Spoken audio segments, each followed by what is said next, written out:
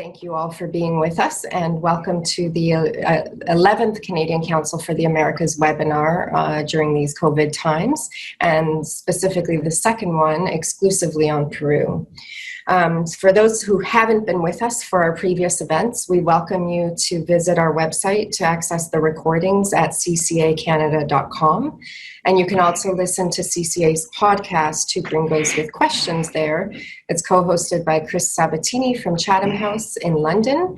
And recent interviewees include Francis Fukuyama, former New Zealand President Helen Clark, Colombian Mexican-American filmmaker Rodrigo Garcia, as well as Daniel Coronel, the president of Univision News. So I invite you to check those out as well.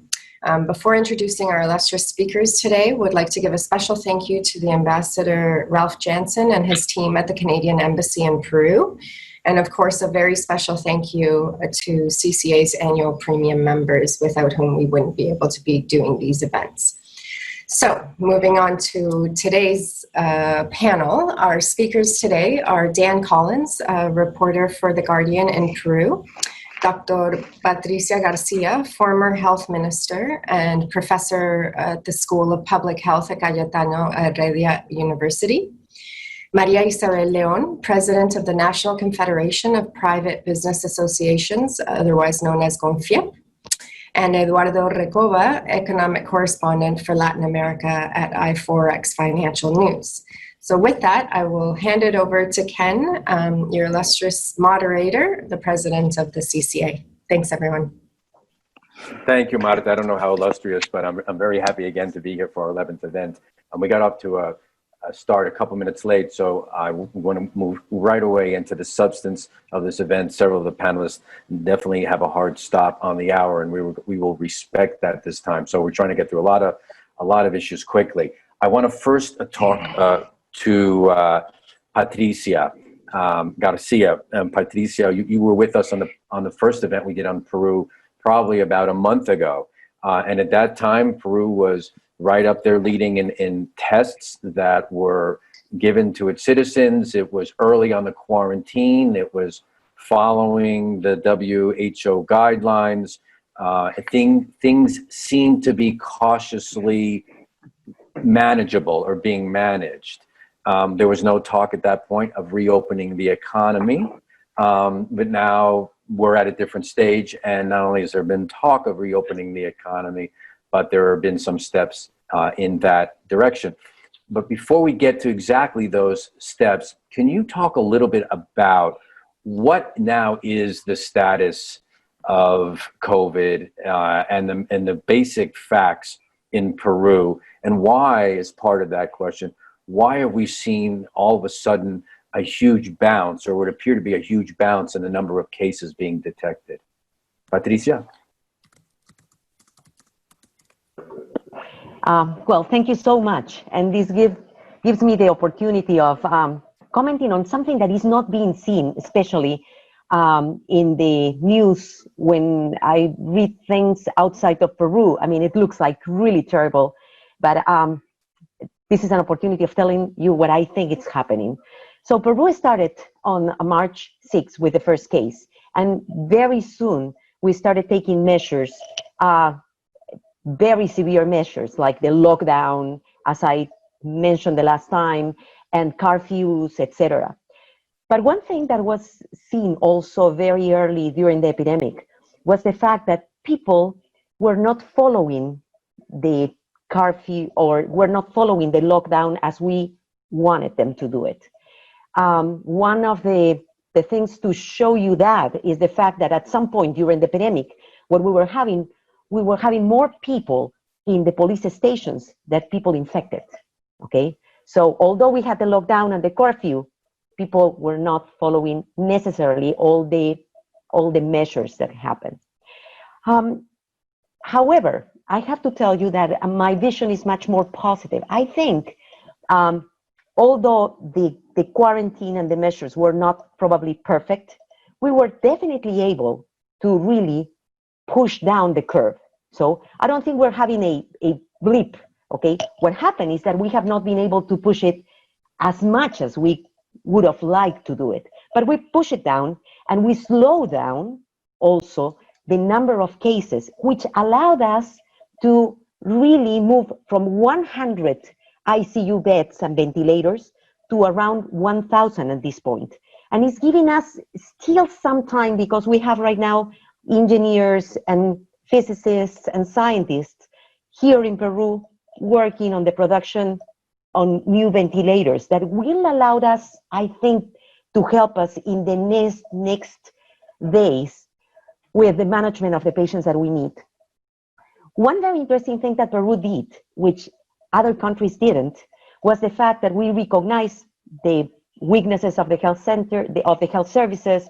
We recognize informality and how people are, we know that people are not used to follow rules, and we know that we have certain social norms that make us have like extended families and people trying to still go, although they are not supposed to visit the family, etc. Right? So we realize those things, and we realize also our poor capacities to do molecular testing. So very early in the epidemic, when nobody was thinking about serologic tests, Peru got these 1.5 million serologic tests, okay, that got here in Peru very early. And the thing is that we had the experience of using rapid tests for malaria, for dengue, and recently, or relatively recently, for syphilis.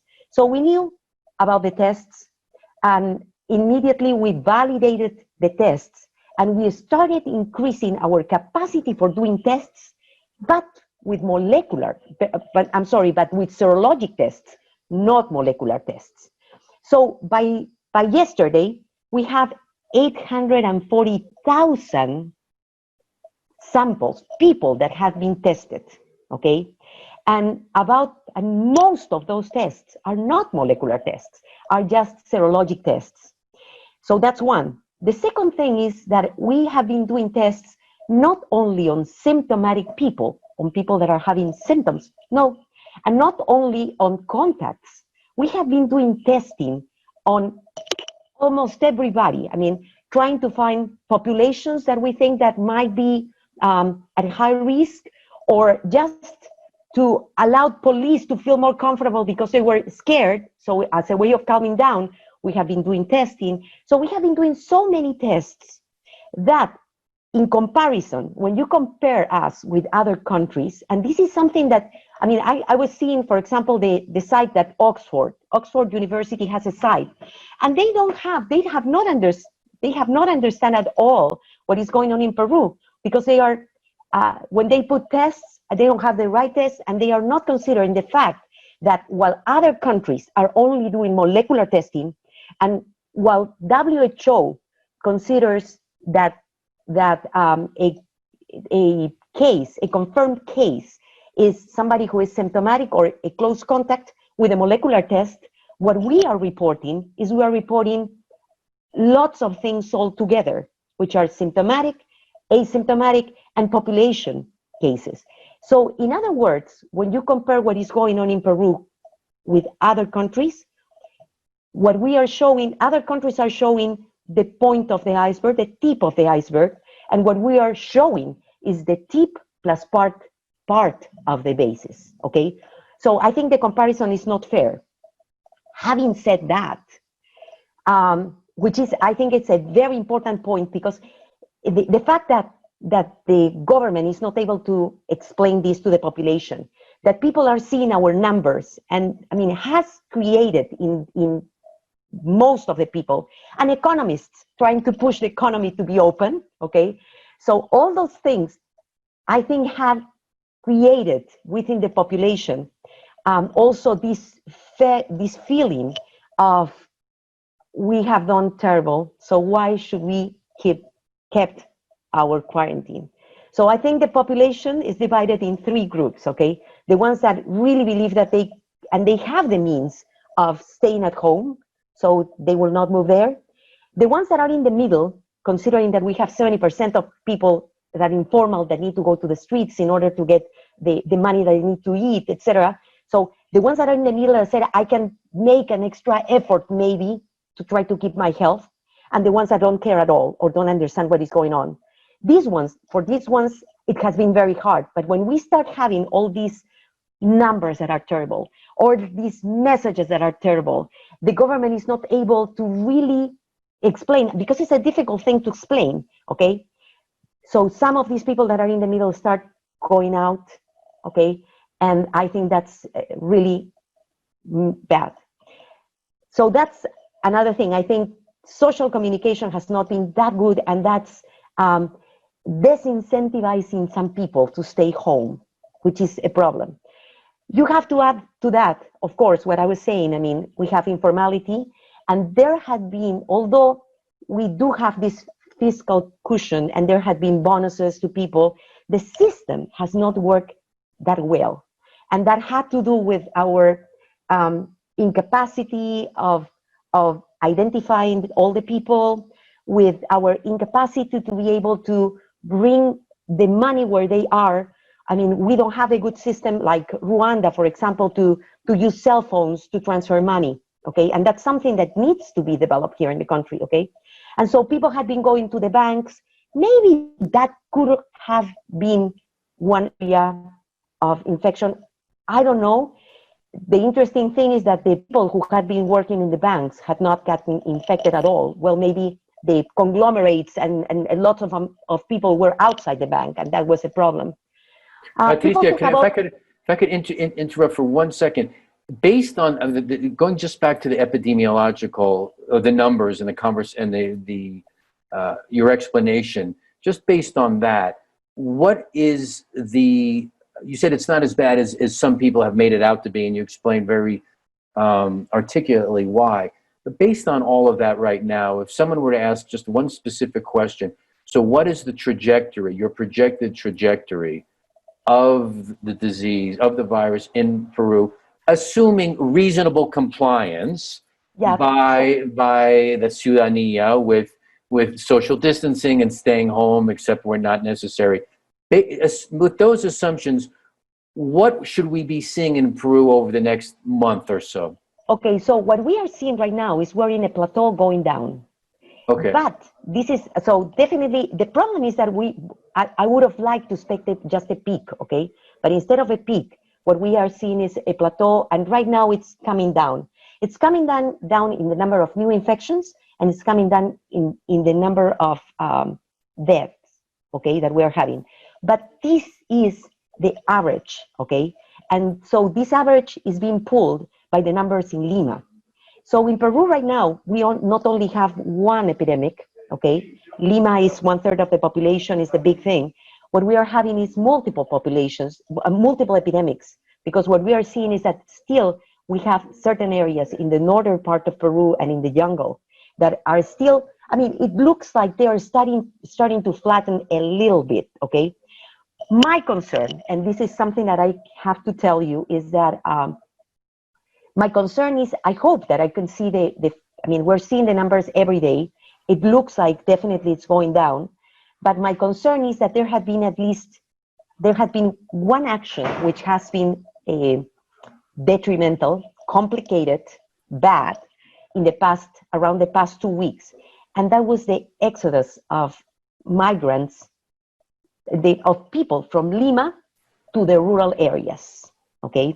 And the thing is that although I was talking to you about the serologic tests, which had been great for access, the problem is that the use that is being, the use of the serologic tests and the interpretation of the serologic tests, it's not adequate. And what has happened is that although, for example, on some of these people that were taken by, sometimes by people with good hearts that were trying to help them because they couldn't support themselves in Lima and they wanted to go to rural areas. Some others were taken by mayors or politicians that were trying to get some votes or get some sympathies, okay? Right. So some of these people were tested, okay? And supposedly because the test was negative, they could go to the rural area and go to their towns. And the things they were ignoring the fact that the test is not a certificate of health, and it's not a passport for immunity at all. Right, back. Okay, so it doesn't work that well. Plus, there were people, instead of doing what they were supposed to be done, so these people should have stayed in a quarantine for 14 days, they are going to these rural areas, and my fear is that we are going to start having this, I hope they will be small, okay, outbreaks in certain areas far away. So we're having that problem. The other problem that we have is that people started to realize that we have indigenous communities that probably could be at risk. And instead of just leaving them there, the introduction of, again, politicians or the church bringing them things, etc., have started some outbreaks in these communities. Okay, Patricia, so, this is perfect.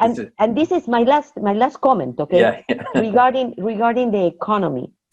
So right now, I think the only thing that I'm glad is that a couple of days ago, the president, what he said, he didn't use the word opening the lockdown. He didn't use that word, okay, or stopping the quarantine, which was great. The problem is that he was so confusing, okay. I know that is a difficult way of saying it, but what he has done is we have gone into this new phase of living, okay? But I think social communication is lacking. So we're supposed to start some economic activities, but still my problem is that I feel that we have the people that are going to stay in quarantine, they're going to be fine. The middle ones that are kind of the motivated, depressed, they need to go out. And because everybody's talking about how the numbers are going up and nothing worked, even the congressmen are talking about that, okay? So they are trying to go out, and the people that don't understand what is going on, I think the risk is that this plateau may become our new baseline and we could start going up. And that will be really terrible at this point. That's it. No, fantastic, Patricia. I wanted your last comment was a perfect segue to bring Dan into this conversation. And obviously, we definitely want to talk to Eduardo about the economic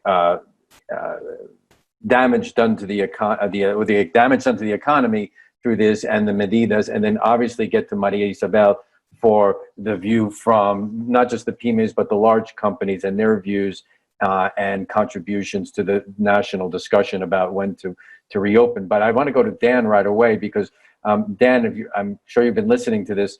Patricia talked about what's going on, not just in Lima, but outside of Lima. And there's nobody who's done better reporting that I know of on what's going on and in the indigenous communities and the effects outside than you have. So do you want to talk a little bit about what you've seen anywhere in Peru, Lima if you want, but particularly what you've seen and on what's going on outside of Lima, the attitudes, the concerns.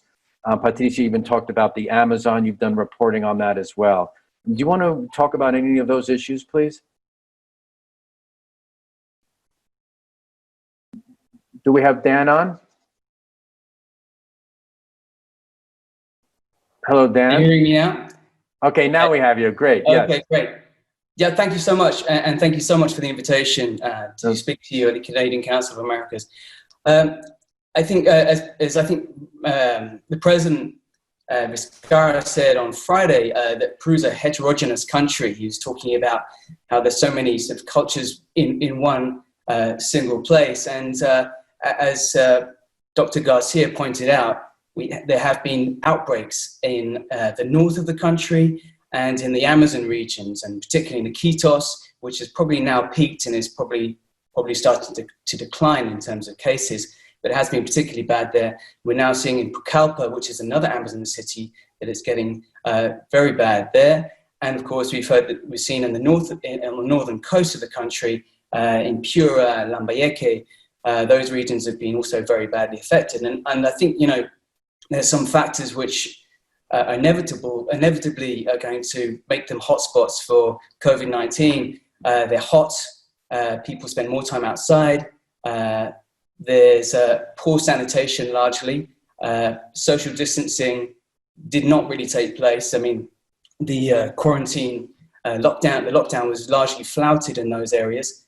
And of course, you also have poverty, which is a major factor. So people literally have to go out on the streets to earn a living, to earn enough to eat on that particular day. They can't stay inside. And we've heard of some pretty astounding statistics coming from places like the El Mercado Belén, the Belén market in Iquitos, where something more than 90% of the traders were found to be infected with COVID-19. And that's not actually that different from statistics that we saw in Peru a couple of weeks ago, where in the main wholesale fruit market, more than 80% of traders were found to have COVID-19, and most of them were asymptomatic, which of course is particularly problematic because of course these places are becoming vectors for the spread of the infection. I think the stage we're in now is one, as Dr. Garcia mentioned, I think the message that Vizcarra gave on Friday, in which he was extending the lockdown, but it was not in such clear terms as it had been made in the past. And now we're seeing that people have been more active. Just over the weekend, more people were out on the streets. And yesterday in the Gamara market, which is the hub of the textile industry in Lima, and where also there's a lot of sales of textiles, and it's a hub of employment for hundreds of thousands of people, particularly from poorer sectors of the capital. It was almost like there wasn't a lockdown at all. The streets were full. People were, even though the mayor of La Victoria, which is the district in which Gamara is, George Forsyth, who's a very popular mayor, in fact, a young man who's a former goalkeeper for Alianza Lima, which is the football club which is supported in that particular part of Lima.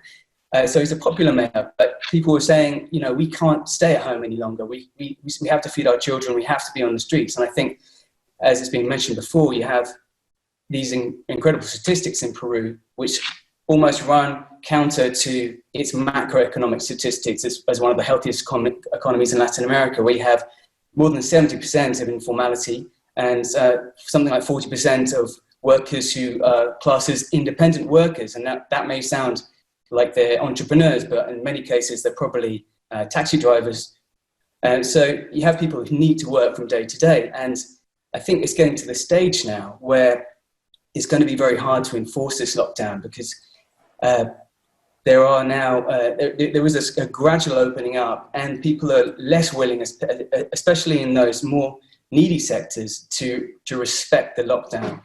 I think now we're going to see, as public transport starts operating a little bit more, perhaps often illegally or illicitly, we're going to see that buses and minibuses and probably even the Metropolitano, which is a dedicated bus service which runs down sort of the spine of Lima, that's now going to become a vector for COVID-19. And I think it's going to be extremely difficult for the authorities to control. I think probably what we're going to start seeing gradually is some social unrest. What we've seen in Ecuador yesterday, for example, there were protests across the country. Now, perhaps that's a country that has not, I think it's definitely a country which hasn't handled this pandemic the way that Peru has. And I think Peru's handling this pandemic has pretty much been as good as it could possibly do, given the weak institutions that it has and a chronically underfunded healthcare system going back decades. What Vizcarra did in announcing an early lockdown was absolutely the right thing.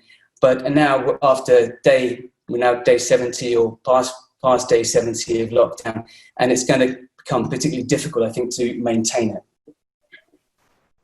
Thank you very much, Dan. Your comments are perfect transition from what Patricia said, and a perfect transition to where we want to go to now. We want to actually focus a little bit on those economic issues and the damage that's been done to the economy, and particularly also the kinds of concerns that the companies and the businesses have about their own sustainability and what a reopening might look like. Pues quiero hablar con María Isabel ahora, pero por un minutico, Eduardo, si nos puede dar un resumen más o menos del daño a la economía peruana a través de la cuarentena y las pautas básicas del reabrir anunciados por el gobierno nacional. Eduardo, ¿puedes hablar unos minuticos sobre eso y luego vamos a María Isabel? Sí, cómo no. Ken, bueno, muchas gracias por la invitación nuevamente. I understand we can use Spanish. Allow me. Sí, como quiera, como prefiera. Allow me use Spanish or a todos. Sí, no, por eso la pregunta en español, está bien. Yes, indeed. A ver, me parece que en otro webinar indiqué o hice un ejemplo pequeñito de lo que iba a hacer este año y lo comparé con un Spaghetti Western, ¿recuerdan? Donde pues íbamos a tener un trimestre malo, un trimestre feo y un tercer trimestre, digamos, bueno. El cuarto trimestre, de momento, sigue siendo una suerte de intriga para los economistas y para los periodistas. Entonces, Eduardo, no ha llegado Clint Eastwood todavía. No, todavía no tenemos un Spaghetti Western completo. Pero vamos a ver, el primer trimestre, sin duda alguna, fue malo, fue muy malo. Decrecimos menos 3,4%. Me parece que es un decrecimiento quizás el más, digamos, fuerte a nivel regional de América Latina. Preocupa mucho, por ejemplo, el GDP desestacionalizado, ¿no? Without seasons, o quizás sin medida de estacionalidades. Preocupa mucho porque en marzo cayó más del 23%, ¿no? Y eso sí es un golpe fortísimo. ¿Por qué? Porque lo leemos desde la demanda y el consumo. Una economía que se ha paralizado casi un 45%, digamos, entre marzo a la fecha, sí puede reflejar este nivel de decrecimiento. Lo que es curiosísimo, bueno, no es tan curioso, pero sí hemos crecido un poquitito a nivel 12 últimos meses. Pero lo importante, Ken, ya para responder y para contextualizar un poco, y es lo siguiente, ¿no? Que el golpe en términos macroeconómicos ha sido fortísimo, ha sido sólido, no está de alguna manera reflejando vamos a llamarlo así, las políticas y las baterías fiscales que ha implementado el gobierno desde el 15 de marzo, no está registrando un golpe o una respuesta por el lado de la demanda, no está registrando una respuesta por el lado del consumo, no está registrando una respuesta por el lado del empleo. ¿Es una pesadilla estratégica para los economistas? Sí, es una pesadilla estratégica para el resto de los analistas también, porque de momento tenemos que nuevamente volver a esa locomotora de consumo y gasto, pero esa locomotora de consumo y gasto es la que está, perdonen el término, hackeando un poco el hecho de que la curva, ¿no es cierto?, que el plató vaya descendiendo. Entonces, priorizar la economía versus la salud, priorizar la salud versus la economía. Y bueno, y quizás un último indicador que es interesante también contextualizarlo, es que a propósito de estas baterías fiscales y monetarias, se han implementado dos programas principales, ¿no? Uno es el Reactiva Perú, ¿no? Que es un programa, digamos, que compone una muy buena parte del GDP peruano. Se proyecta que sea mínimo 12, máximo 17% del GDP, lo cual es una batería potente a nivel de América Latina. Pero este programa, desgraciadamente, está yendo con una lentitud, ¿no?, que da muy poco para activar el empleo, la demanda y el consumo. Y el otro programa, y con esto termino, Ken, tiene que ver con un programa más pequeñito en potencia fiscal, que es el programa FAE, ¿no?, Fondo de Apoyo Empresarial, que es para las empresas chiquititas, para las MIPES, para las pymes, como llamamos, para las microempresas, que es un programa que igualmente no está yendo con la rapidez y la velocidad y el ritmo que todos los agentes, analistas, economistas quisiéramos. Entonces, con esto acabo. ¿Es una pesadilla estratégica? Probablemente, ¿no? ¿Qué priorizamos? ¿Economía versus salud o viceversa? Ahí lo dejo. Bueno, muchas gracias, Eduardo. Quiero introducir a María Isabel al conversatorio. María Isabel, gracias por su paciencia. Los dolores de cabeza que deberías tener diariamente con todo ese tema. ¿Puede hablar un poco de cuáles han sido sus preocupaciones principales al respecto a la cuarentena y, si quiere también, cuáles han sido sus preocupaciones sobre el planteamiento de reabrir o el no replanteamiento del gobierno sobre el reabrir?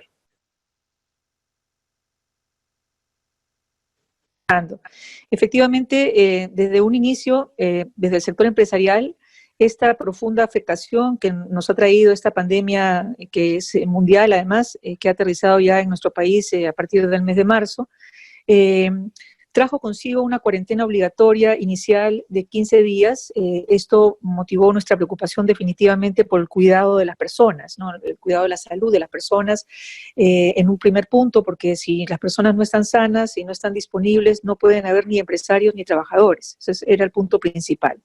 Con el paso de los días, ya estamos en el día 72 de esta cuarentena forzada, con la excepción de algunas actividades básicas de la economía que se han mantenido desde el principio. Estamos en una situación ya de bastante preocupación.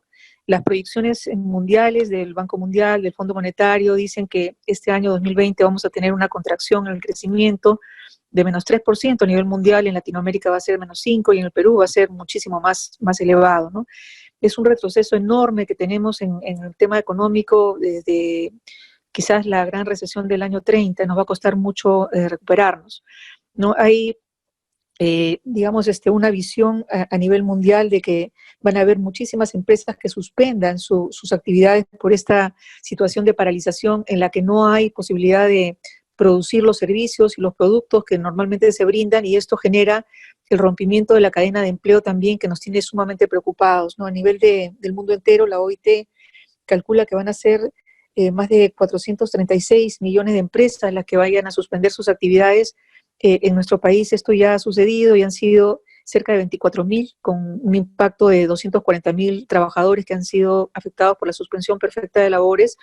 Pero ciertamente esto tiene una mirada más hacia el sector formal, ¿no? Nuestra población económicamente activa en el país, que está bordeando los 17 millones, tiene apenas un 27% de formalidad. Quiere decir que el 73%, es decir, cerca de 12 millones de personas trabajan en la informalidad y no hay cómo mapearlas en esta situación grave que estamos viviendo. Y esto se desnuda también, además, con la acción que ha tenido el gobierno. Ante una situación de paralización de la economía como la que hemos tenido con estas cuarentenas obligatorias que se han extendido ahora hasta el 30 de junio, es una de las cuarentenas más largas que se ha dado a nivel mundial, tenemos un impacto tremendo en el sostenimiento de empresas y de empleo. Principalmente el golpe ha ido en 80% a las micro y pequeñas empresas, aquellas que registran de 1 a 10 trabajadores. Las más grandes han tenido un impacto menor, pero las más grandes, recordemos, tienen un mayor volumen de trabajadores y el impacto social es tremendamente grande. Entonces, en esta situación, la pregunta que nos hacemos al día 72 de la cuarentena es, ok, tenemos una situación de una pandemia mundial, ha afectado a nuestro país, sí. Hay quienes dicen que la afectación pues es minúscula porque ante 33 millones de peruanos tenemos solamente un 0,3% de afectados y una cantidad menor de fallecidos, y ven la figura como que un poco desinflada.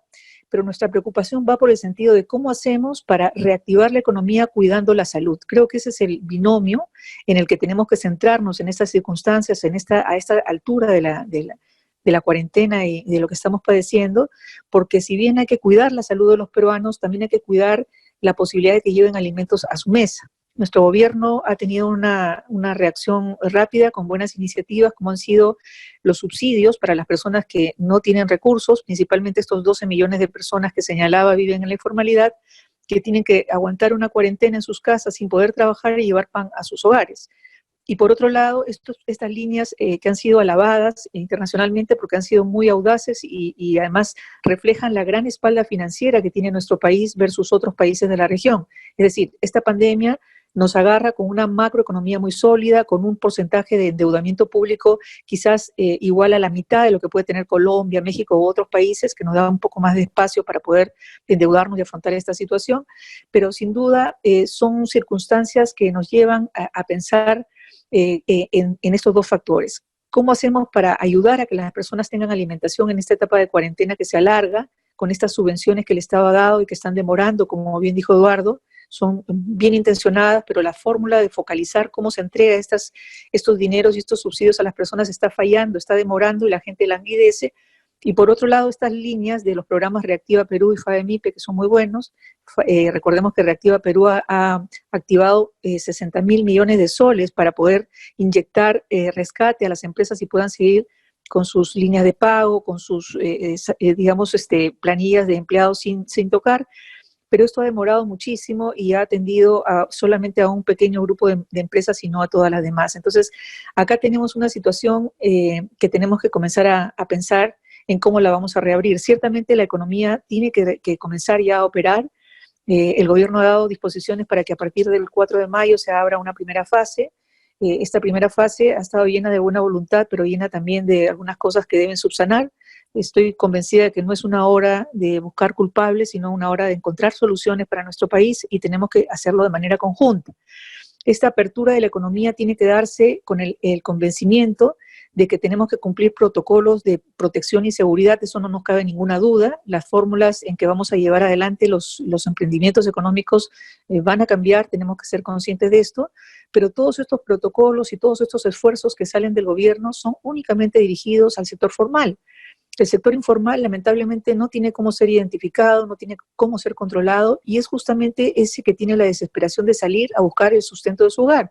Hoy mismo vemos en nuestro país fotos terribles de lugares como Gamarra, por ejemplo, que están llenos de vendedores ambulantes que no respetan el distanciamiento social ni el cuidado personal, y los mercados también son focos de mayor contagio de infección. Tenemos que hacer una reapertura de nuestra economía inteligente, mirando también cuáles son los distritos de Lima, por ejemplo, los más populosos, los más pobres, generalmente son los que están en la foto, que son los que tienen el mayor índice de contagio, y lo mismo sucede a nivel nacional. No hay una distribución equilibrada, digamos, de esta pandemia o de esta afectación de mayor volumen de peruanos, los tenemos focalizados en algunas regiones, entonces hay que estudiar esta situación, esta foto, para ver cómo hacemos para activar más los espacios donde no hay tantas líneas de contagio, cuidando el cumplimiento de estos protocolos de salud, interiorizándolo en la gente, además, porque si la gente no tiene conciencia de que debe protegerse con la mascarilla, lavándose las manos, con el distanciamiento social, y no entiende que cuando van a dar sus servicios tiene que mantener la desinfección de los lugares donde prestan los servicios y mantener un aforo más reducido, no vamos a poder salir. Pero ciertamente estamos en una situación muy preocupante para el empresariado, la paralización no puede continuar, necesitamos que se reactive la economía con el cuidado de la salud, pero ambas cosas tienen ya al día 72 que ser miradas con mucha responsabilidad. Mil gracias, María Isabel. Entonces, en seguimiento de sus comentarios, entonces, si lo entiendo bien, usted piensa que las medidas sobre reabrir planteadas por el gobierno han sido demasiado tímidas, por lo menos en el sector formal. Entonces, ¿cuál debería ser el gobierno? ¿Qué puede ser una actitud más agresiva, pero a la misma vez una sano? O sea, para que también a la misma vez puede proteger la salud pública. ¿Hay medidas en particular que... Claro. ¿Puede hablar de eso, por favor? Lo que sucede es que las medidas que se han dictado son todas para el sector formal, ¿no? Nosotros tenemos ante un panorama de apertura de la actividad económica de 4 fases, como la ha decretado el gobierno. Ya se cumplió la primera obviamente con una larga demora, porque los trámites burocráticos para registrar los protocolos de las empresas autorizadas a operar han tenido una serie de problemas, de cuellos de botella, que ya se van resolviendo, pero que generan una demora en la atención. Entonces esa primera fase se extiende un poco, y hay, digamos, empresas de diferentes sectores de la economía que van a languidecer de aquí a agosto sin ningún tipo de ingreso y sin ningún tipo de ayuda gubernamental, porque las líneas del programa Reactiva, por ejemplo, tienen una acotación hasta cierto volumen de las ventas de las empresas y esto no va a poder alcanzar si la extensión, digamos, de paralización de sus actividades es aún mayor.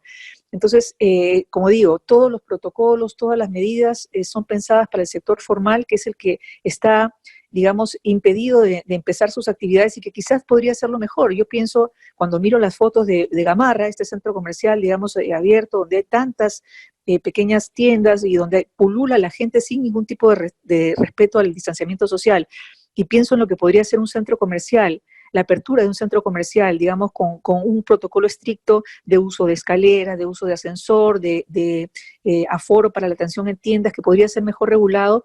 Me pregunto, ¿estamos restringiendo el inicio de actividades económicas del sector formal y se está, digamos, desbordando el sector informal que no puede contenerse ya en sus casas y que tiene que iniciar sus actividades creando más foco de contagios?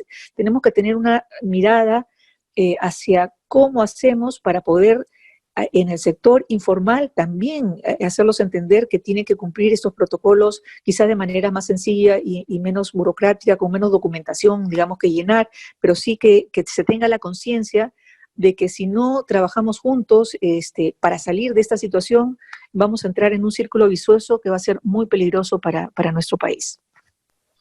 Mil gracias, María Isabel. Yo creo que todos los panelistas quieren comentar sobre ese tema, pero voy a empezar con Patricia al principio. Patricia, if I'm seeing correctly, you seem to be nodding in agreement with a lot of what Maria Isabel was saying, and quite often public health officials and epidemiologists, understandably, are more cautious about reopening and the balance of losing the gains already made in trying to protect public health. Do you want to comment a little bit on that balance going on by the government now, and whether or not you think the government could be more aggressive in opening up at the same time protecting public health in the way it needs to be protected?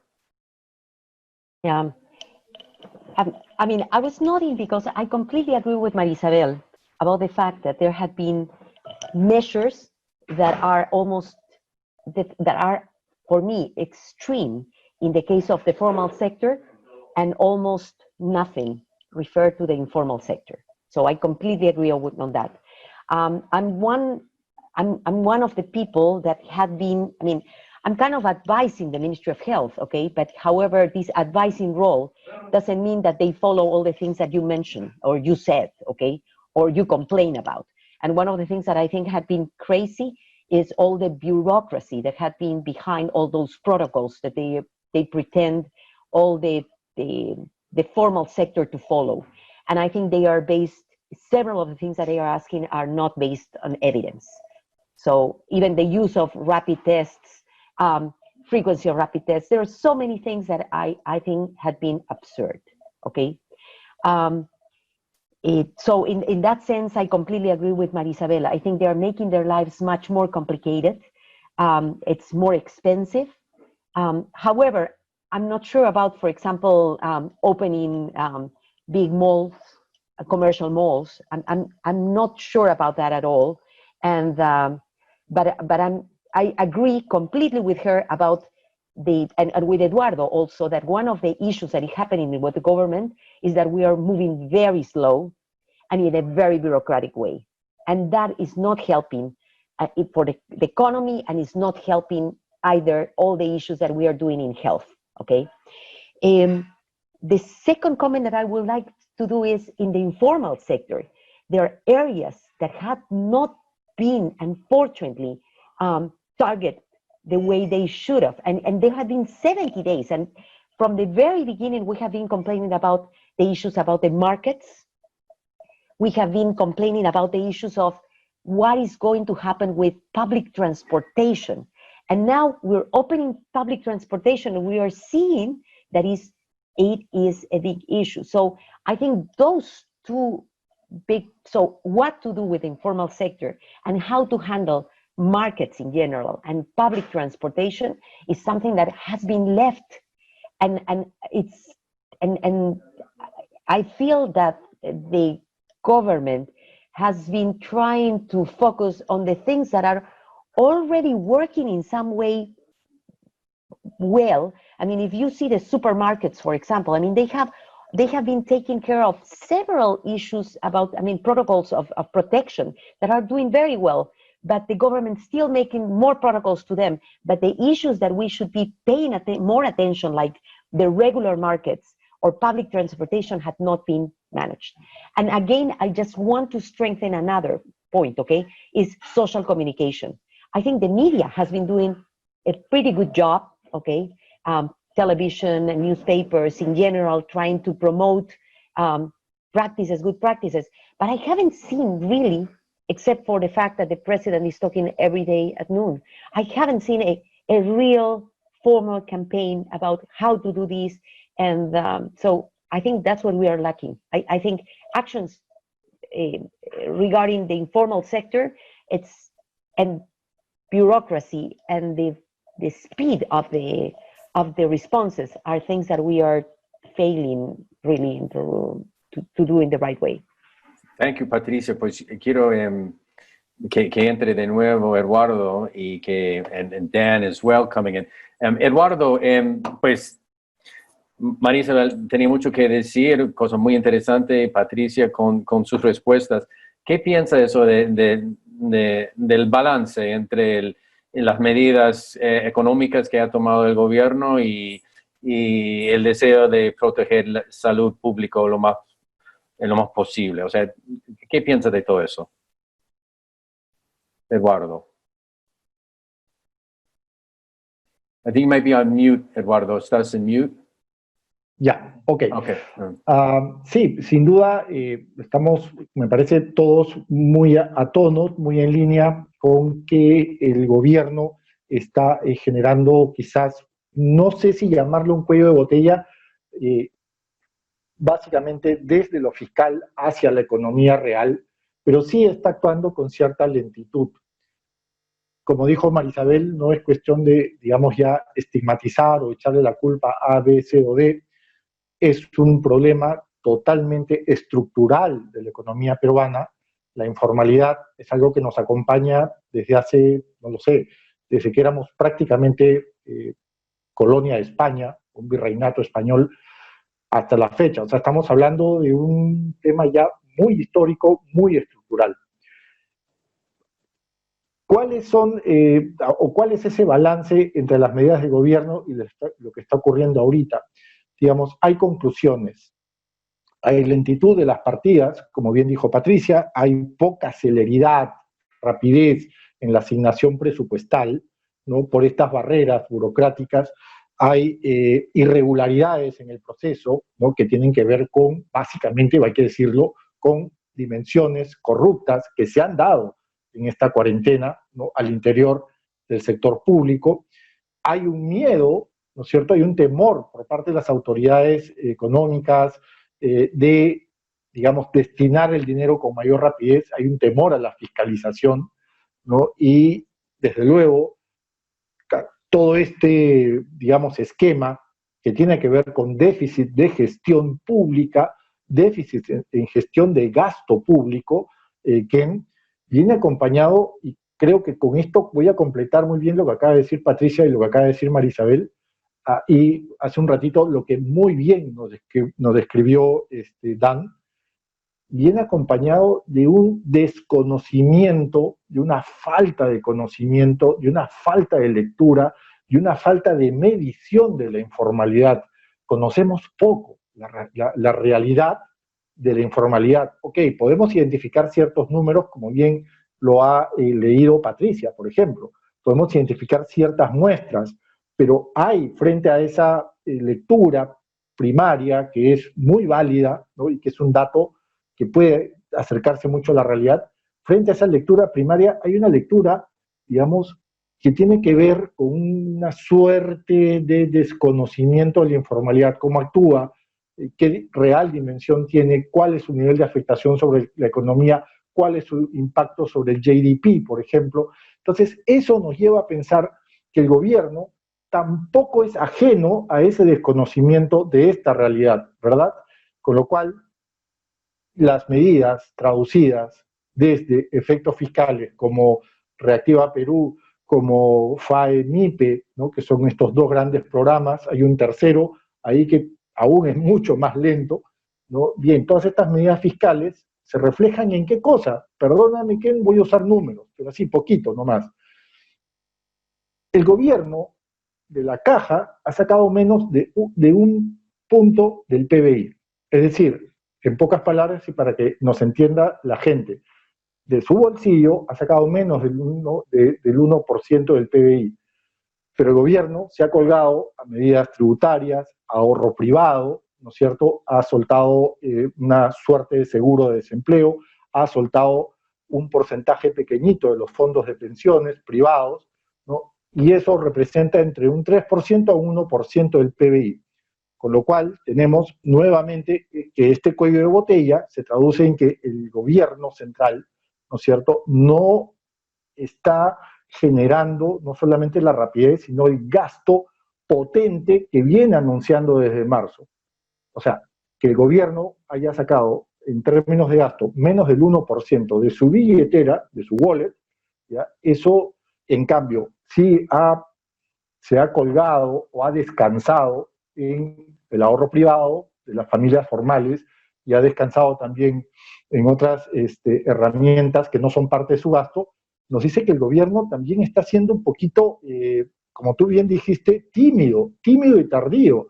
Entonces, tenemos por ese lado, ¿no?, un gobierno tímido, tardío, ¿no?, con poco conocimiento de la informalidad, y por otro lado tenemos una reinserción que tiene que combatir justamente esa informalidad para que los contagios no se expandan, para que el plató realmente comience a ceder, ¿no es cierto?, y para que, digamos, iniciemos realmente de aquí ya más a largo plazo una real política de salud, una real política de educación, una real política, por ejemplo, en términos de cultura, ¿no?, que son problemas que también arrastramos y que estructuralmente actualmente están afectando en esta situación, ¿no? Lo que se viene después, bueno, van a ser los trimestres que mencioné, Ken.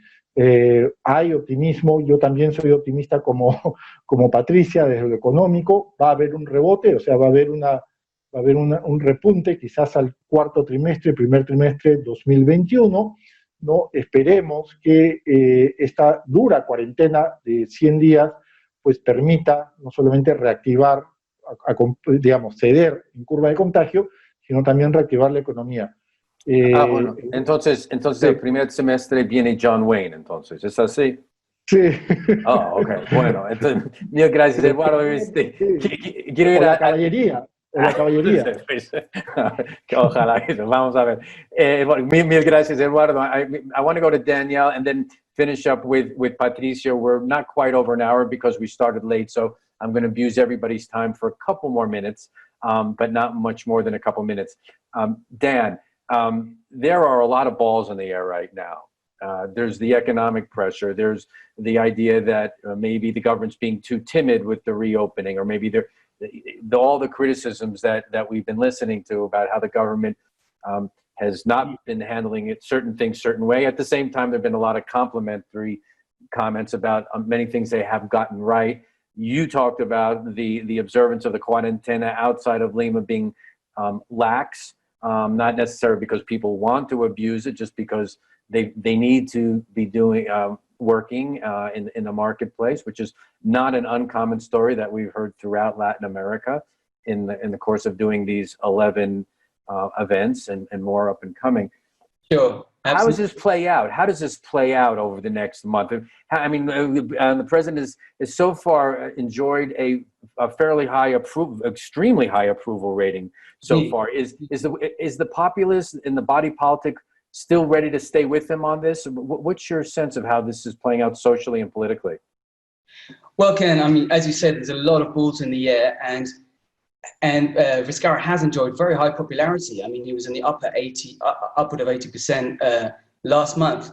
That I don't think that's going to hold. That he won't be able to maintain that popularity, as there's so many things he has to deal with. And I think that I agree with a lot of the points made by the other panelists, including Eduardo, who mentioned, trying to deal with this monster that is the informal sector. More than 70% of the population work in this work in this sector, unregulated, not paying taxes, not receiving benefits much of the time.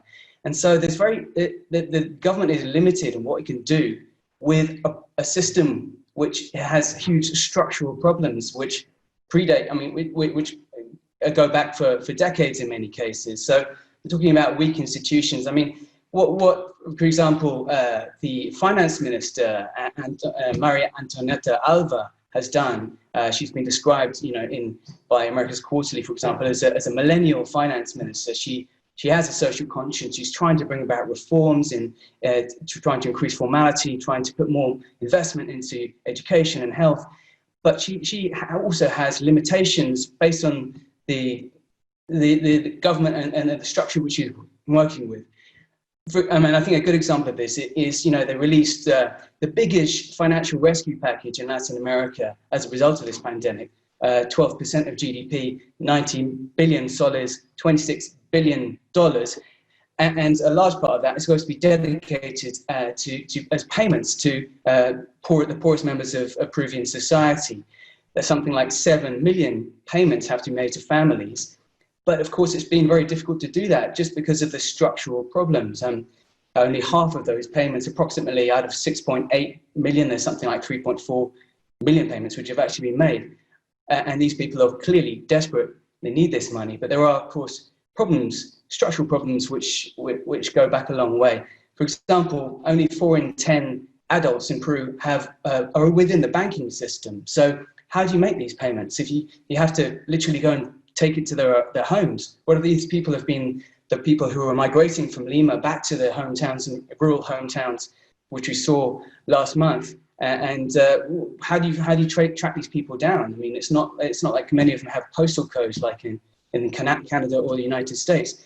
So it's an extremely complex problem, and you can obviously criticize the government for bureaucratic slowness in trying to reactivate the economy and trying to deal with these social problems, but they are dealing with the system which, for the dynamic formal economy, has made Peru one of the economic stars of Latin America. But for this huge informal economy, people are working with, I think Eduardo mentioned, this kind of antiquated post-colonial bureaucratic system, which is slow, it's extremely time-consuming, and so trying to transform that into all of a sudden a sort of dynamic bureaucratic system where everything works is simply impossible, I would say. I think that Peru, I hope that when this ends, whenever it does, that the lessons will be learned, and I think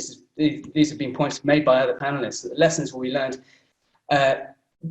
about the importance of public investment, which has been historically very weak in Peru. So obviously, clearly, the recent governments, including this government, have invested more, even doubled or tripled investment in the healthcare sector, in the education sector, but it's still among the lowest in the region in terms of investment, in terms of points of GDP in those sectors. So clearly more hopefully will inevitably need to be invested, or it'll be absolutely fundamental for this country to invest more in health as a result of this pandemic, more in education, so people are better able to understand these quarantine rules. And that's perhaps just one point in favor of having better education system, and better labor rights.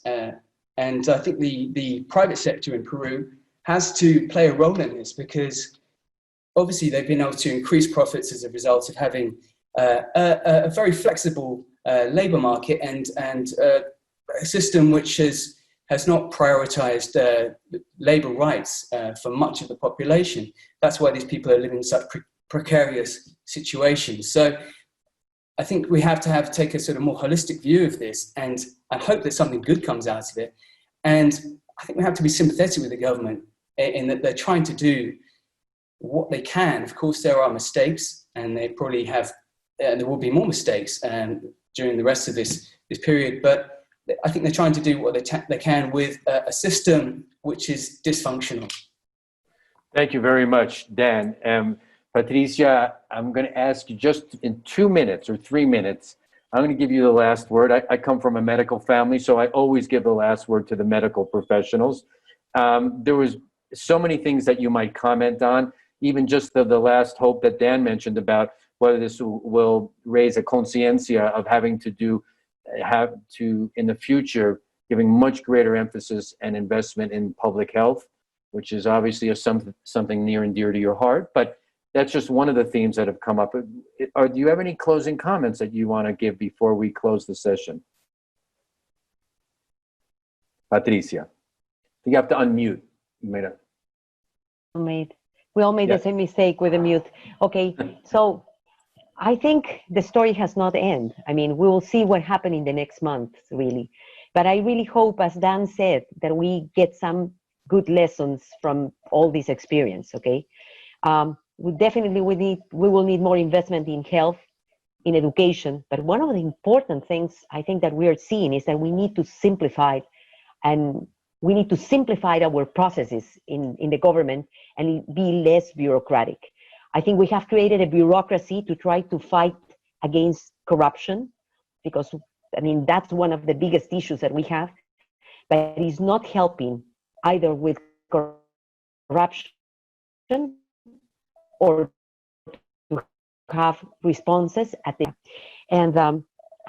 the other thing is, I think we will need to work very hard on social communication, because this is a huge issue. It has to do definitely with education, people, but also, I mean, we need to make people understand, I mean, the importance of the rules, social distancing, and all those things. And we haven't discussed another issue, which for me is a big problem right now. Okay, we are also taking certain actions, especially in the medical area, that have no evidence, and I think may cause more problem than solutions. So right now, for example, the government is starting to talk about the distribution of medications, door by door, to people, medications that do not have any proven action against COVID. Okay, but it's an interesting thing, because on one hand, they're trying to do actions that other countries like Brazil with Bolsonaro, okay, those packets for treatment. But on the other hand, as Peru, we're also participating in mega trials to try to find the most promising treatments. So there are things that I still don't understand, but I hope that we will come out well from this. I hope for the good that we will learn, and maybe we will have another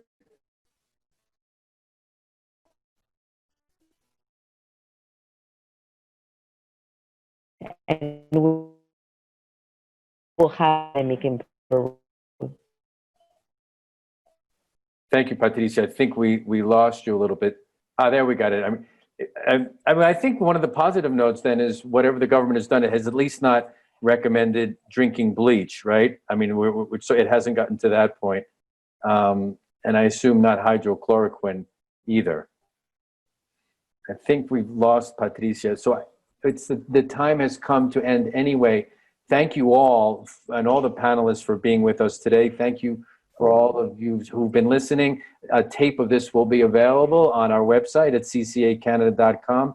This is certainly not the last event we're going to be doing on COVID in Latin America, on the ground, country by country.